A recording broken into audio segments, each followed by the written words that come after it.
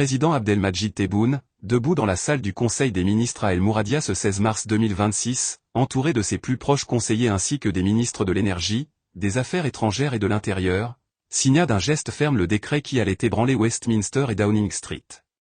L'Algérie suspendait immédiatement toutes les négociations en cours avec des entreprises britanniques sur l'exploitation et le transport du gaz naturel, gelait les contrats d'exploration offshore en Méditerranée occidentale encore en discussion, et ordonnait une révision complète des accords bilatéraux signés depuis 2018. Le président exigeait une renégociation des termes jugés déséquilibrés, après la victoire arbitrale obtenue en janvier 2026 par une société énergétique britannique contre Sonatrach pour plus de 290 millions de dollars. Cette décision, motivée par ce que Tebboune qualifia de « pratiques unilatérales et d'ingérence politique déguisées derrière des intérêts commerciaux », visait particulièrement les pressions exercées par Londres sur les questions migratoires, les expulsions de ressortissants algériens et le soutien discret apporté au Maroc dans le dossier du Sahara occidental, une ligne rouge absolue pour Alger. L'allocution télévisée qui suivit, retransmise en direct sur toutes les chaînes nationales, fut brève mais cinglante. Tebboune rappela que l'Algérie, premier fournisseur africain de gaz vers l'Europe, ne tolérerait plus que ses ressources stratégiques servent de levier à des capitales européennes pour imposer des agendas politiques contraires à sa souveraineté. Il ajouta que le Royaume-Uni, malgré une hausse de 11% des relations commerciales l'année précédente, devait comprendre que l'époque des partenariats asymétriques était révolue. À Londres, la nouvelle tomba comme un coup de massue en pleine session parlementaire. Le Premier ministre Keir Starmer, en réunion avec le chancelier de l'Échiquier et le secrétaire d'État aux Affaires étrangères, fut informé par une note urgente du Foreign Office. Les marchés de la City réagirent instantanément, chute des actions des majors énergétiques britanniques exposées en Algérie et hausse de près de 9% des prix du gaz sur le hub britannique NBP. Déjà fragilisé par la crise énergétique persistante et les perturbations au Moyen-Orient qui avaient réduit les flux de GNL qatari, le gouvernement fut immédiatement pris à partie par l'opposition conservatrice. Les députés accusèrent Starmer de faiblesse face à un régime autoritaire et de ne pas avoir anticipé cette escalade, malgré les avertissements des services de renseignement sur l'agressivité croissante de la diplomatie algérienne depuis 2025. Dans les couloirs de Westminster, l'ambiance était électrique.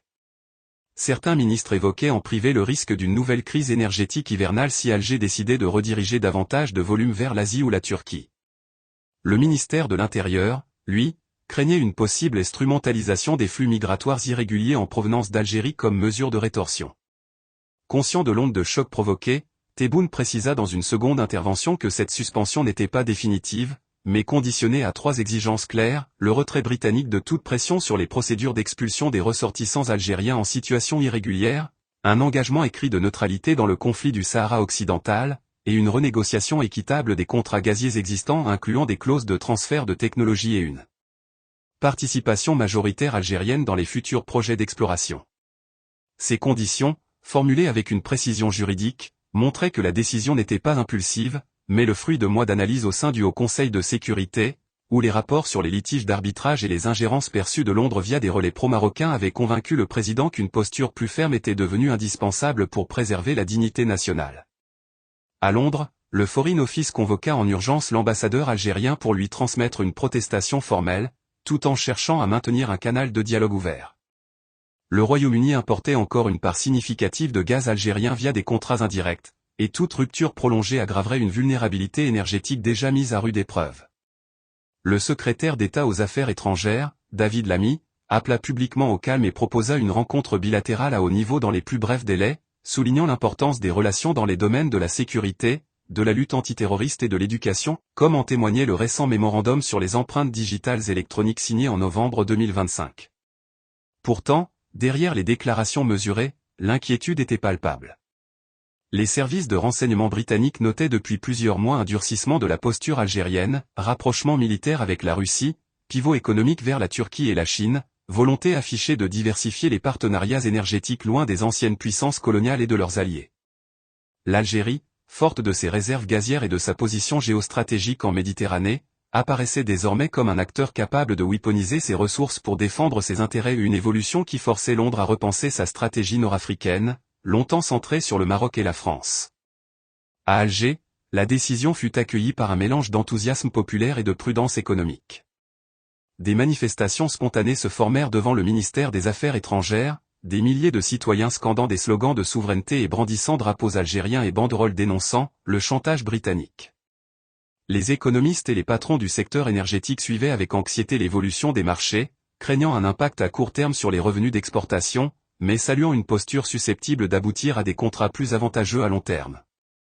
Le ministre de l'Énergie multiplia les contacts avec l'Italie, l'Espagne et la Turquie pour sécuriser des débouchés et démontrer les marges de manœuvre réelles de l'Algérie. Les jours suivants furent marqués par une intense activité diplomatique en coulisses, arrivée discrète d'émissaires britanniques à Alger, propositions de bons offices par des médiateurs européens et africains, débats enflammés à Westminster, certains conservateurs réclamant des sanctions symboliques ou un renforcement des liens avec Rabat pour contourner Alger, tandis que des travaillistes plaidaient pour le dialogue et la reconnaissance des intérêts légitimes algériens. Dans une série d'entretiens accordés à des médias internationaux, Tebboune insista sur le caractère stratégique et non hostile de sa décision.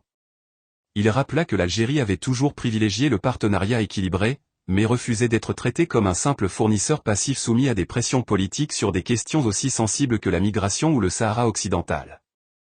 Il évoqua également l'héritage des relations algéro-britanniques, coopération fructueuse dans la lutte antiterroriste et la formation militaire pour souligner que la porte du dialogue restait ouverte, à condition que Londres accepte de traiter Alger en égal souverain. Cette crise, pour l'instant circonscrite aux domaines énergétiques et diplomatiques, révélait les fractures plus profondes d'un monde multipolaire où les anciennes puissances moyennes comme le Royaume-Uni devaient désormais composer avec des États du Sud de plus en plus assertifs, capables d'utiliser leurs ressources naturelles et leur position géographique comme levier de négociation. Pour l'Algérie, ce défi lancé à Londres s'inscrivait dans une stratégie plus large d'affirmation de souveraineté et de diversification, après des années de tensions avec la France, de rapprochements prudents avec la Russie et la Chine, et de vigilance constante vis-à-vis du Maroc. Pour le Royaume-Uni, confronté à des défis intérieurs majeurs et à une transition énergétique complexe, elle constituait un rappel brutal que l'ère où les relations avec Alger pouvaient être gérées comme une simple affaire commerciale était définitivement révolue. Les analystes internationaux s'accordaient à dire que cette décision de Tebboune, loin d'être un coup de tête, traduisait une maturation de la politique étrangère algérienne, le passage d'une diplomatie réactive à une diplomatie proactive, capable d'imposer ses conditions sur les dossiers touchant à la sécurité énergétique, à la migration et à l'équilibre régional. L'avenir des relations algéro-britanniques dépendrait désormais de la capacité de Londres à accepter cette nouvelle réalité, ou à choisir l'escalade, avec des conséquences potentielles sur l'ensemble du bassin méditerranéen et sur la stabilité énergétique européenne dans les mois à venir. En ce mois de mars 2026, le défi lancé par Alger à Londres marquait un nouveau chapitre dans les relations post-coloniales entre l'Europe et l'Afrique du Nord, un chapitre où la souveraineté énergétique et diplomatique prenait le pas sur les habitudes du passé, forçant toutes les parties à repenser leurs alliances, leurs leviers et leurs lignes rouges dans un monde où aucun acteur, aussi puissant fût-il, ne pouvait plus dicter seul les règles du jeu.